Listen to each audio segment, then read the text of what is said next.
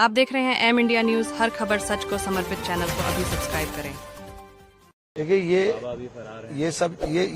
ये सब सवाल बाद के हैं, आज के सवाल नहीं है। आज के परिप्रेक्ष्य में केवल इनकी राहत और इनको मदद की बात होनी चाहिए, इसके अलावा कुछ भी नहीं होना चाहिए। ये सब बात के विषय हैं कि हम बाद में इसमें क्या होगा क्या नहीं होगा, अभी इस पे कोई चर्चा नहीं होनी चाहिए। जो हादसा हुआ है पूरी सरकार की लापरवाही है, प्रशासन की लापरवाही है। और ऐसा नहीं है कि उत्तर प्रदेश की सरकार और प्रशासन के लोग न जानते हों ये बातें। दिल्ली से करीब 200 किलोमीटर की दूरी पर हाथरस के एक गांव में भोले बाबा का सत्संग था। पहले से इस सत्संग के पोस्टर छप चुके थे। सत्संग के लिए गांव के एक खुले खेत को चुना गया था। सुबह से ही हाथरस के आसपास भारी गर्मी और बेहद तेज उमस थी। इस उमस भरे माहौल में सत्संग की जगह पर यूपी, राजस्थान, हरियाणा, उत्तराखंड और दिल्ली से करीब 1.25 लाख भक्त सत्संग में शामिल होने के लिए पहुंचे थे। लेकिन सत्संग खत्म होने के बाद जैसे ही भोले बाबा वहां से निकले, वहां मौजूद भक्तों की भीड़ वहां से निकलने के लिए या यूं कहें कि बाबा के चरणों की धूल लेने के लिए दौड़ पड़ी। और फिर वो हुआ जिसने पूरे देश को दहलाकर रख दिया, जिसके बाद बस हर ओर चीख पुकार सुनाई देने लगी। इस पूरी घटना ने पूरे देश को झकझोर कर रख दिया। आपको बता दें, इस घटना के तुरंत बाद सहारनपुर के नवनिर्वाचित सांसद इमरान मसूद सबसे पहले मौके पर पहुंचे और उन्होंने वहां का आंखों देखा हाल सुनाया। आइए सुनते हैं उन्होंने क्या कुछ कहा। देखिए, अभी यहाँ 32 डेड बॉडी हैं और अलग अलग डिस्ट्रिक्ट के अंदर अलग अलग डेड बॉडी हैं, क्योंकि ये प्रैक्टिकल प्रॉब्लम है कि हर जगह एक जगह इतने पोस्टमार्टम कराना संभव नहीं होगा।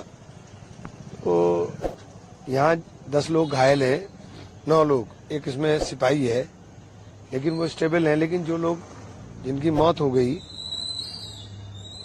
वो बहुत दुखद है। और बहुत सारे अभी ऐसे लोग भी हैं जो आइडेंटिफाइड नहीं हुए, क्योंकि बाहर के बहुत सारे लोग हैं जिनका कोई आइडेंटिफिकेशन अभी तक नहीं हो सका। अभी इस समय सारा फोकस हमारी पार्टी के हमारे वरिष्ठ नेता विवेक बंसल जी भी खड़े हुए हैं, मुकेश धनगर जी भी खड़े हुए हैं, और मैं खुद, प्रियंका जी ने तुरंत कहा कि आप जाओ, तो मैं हाउस खत्म होते ही सीधे इधर आ गए निकल कर। तो हम लोग पूरे लोग लगे हुए हैं, बाकी सब और पॉलिटिकल पार्टीज के लोग भी होंगे यहाँ।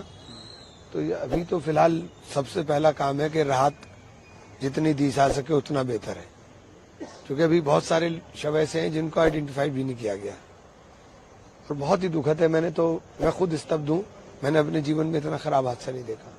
लेकिन सर, एक सवाल ये है कि परमिशन तो खैर दी गई थी, लेकिन परमिशन से ज्यादा लोग वहां पर पहुंचे, ये भी जानकारी आ रही है। देखिए, बाबा भी फरार है। ये सब सवाल बाद के हैं, आज के सवाल नहीं है। आज के परिप्रेक्ष्य में केवल इनकी राहत और इनको मदद की बात होनी चाहिए, इसके अलावा कुछ भी नहीं होना चाहिए। ये सब बात के विषय हैं कि हम बाद में इसमें क्या होगा क्या नहीं होगा, अभी इस पे कोई चर्चा नहीं होनी चाहिए। वहीं इस पूरे मामले को लेकर अखिलेश यादव ने भी योगी सरकार पर हमला बोला है। उन्होंने कहा कि उनका कार्यक्रम कोई पहली बार नहीं हुआ, कार्यक्रम पहले भी हुए हैं। अगर इतनी भीड़ आ रही थी तो सुरक्षा इंतजाम की जिम्मेदारी सरकार की थी, लोगों को गाइड करने की जिम्मेदारी सरकार की थी, इतनी भीड़ इकट्ठा नहीं होने देने की जिम्मेदारी भी सरकार की थी। बातें कहीं जाएं, हमें दुख है, हमारी पार्टी को दुख है, और जिनके परिवार के सदस्यों की जान गई है, मैं उनके प्रति भी और उनको इस दुख के सहने की शक्ति मिले। जो हादसा हुआ है पूरी सरकार की लापरवाही है, प्रशासन की लापरवाही है। और ऐसा नहीं है कि उत्तर प्रदेश की सरकार और प्रशासन के लोग न जानते हों ये बातें, कि जब कभी भी इस तरह के कार्यक्रम होते हैं बड़ी संख्या में लोग आकर के शामिल होते हैं। जो जानकारी सरकार के पास थी उसके बावजूद भी सरकार को जो इंतजाम करना चाहिए था वो इंतजाम नहीं किया है। इस लापरवाही की वजह से जो जानें गई हैं उसकी जिम्मेदार सरकार है।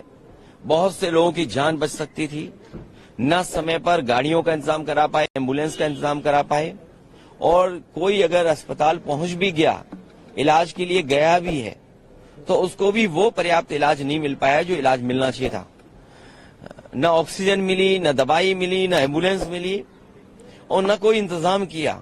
इसके जिम्मेदार अगर कोई है तो भारतीय जनता पार्टी की सरकार जिम्मेदार है, जो बड़े बड़े दावे करती है, दुनिया में विश्व गुरु बन गए हैं, दुनिया में हम 5वीं अर्थव्यवस्था बन गए हैं, हम तीसरी अर्थव्यवस्था बनने जा रहे हैं। अर्थव्यवस्था का मायने ये है कि आप कोई भी इमरजेंसी में लोगों का इलाज नहीं करा पाओगे। किसी तरह की इमरजेंसी आ जाए तो उसमें आप लोगों की कोई सुविधा नहीं दे पाओगे। आप अस्पताल में ले जाएंगे तो खाली अस्पताल होंगे, न दवाई होगी, न इंतजाम होगा और न ऑक्सीजन होगा। तो ये कैसी अर्थव्यवस्था है जो आप कहां पहुंचाना चाहते हो? तो ऐसे में कहा जा सकता है हाथरस की घटना को लेकर विपक्ष ने योगी सरकार को घेर लिया। आपका इस खबर पर क्या कहना है, हमें अपनी राय कमेंट कर जरूर बताएं।